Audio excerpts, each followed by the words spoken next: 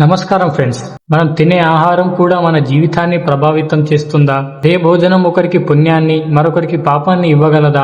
దీనికి శ్రీకృష్ణుడు భగవద్గీత 3వ అధ్యాయం 13వ శ్లోకంలో ఒక అద్భుతమైన నిజాన్ని చెప్పారు. ఆ నిజమేంటో మీకు తెలియాలంటే ఈ వీడియోని ఎండ్ వరకు చూడండి. కృష్ణుడు ఏమన్నాడంటే, యజ్ఞానికి అర్పించిన తర్వాత మిగిలిన ఆహారాన్ని తినే సత్పురుషులు పాపాల నుంచి విముక్తి పొందుతారు. కానీ తమ స్వార్థం కోసం మాత్రమే వండి తినేవారు పాపాన్ని అనుభవిస్తారు.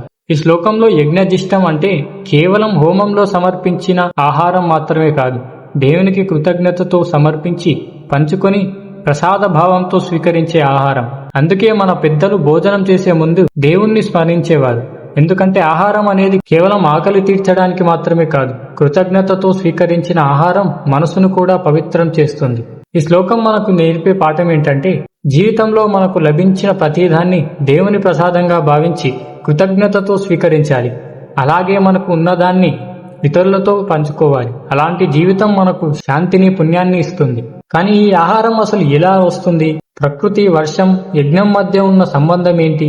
దీనిని శ్రీకృష్ణుడు తర్వాతి శ్లోకంలో చాలా క్లియర్ గా వివరించారు. అది ఎలాగో మీకు తెలియాలంటే ఫాలో చేసి కామెంట్స్ లో జై శ్రీకృష్ణ అని టైప్ చేయండి. మనం తర్వాతి వీడియోలో కలుద్దాం. హరే కృష్ణ.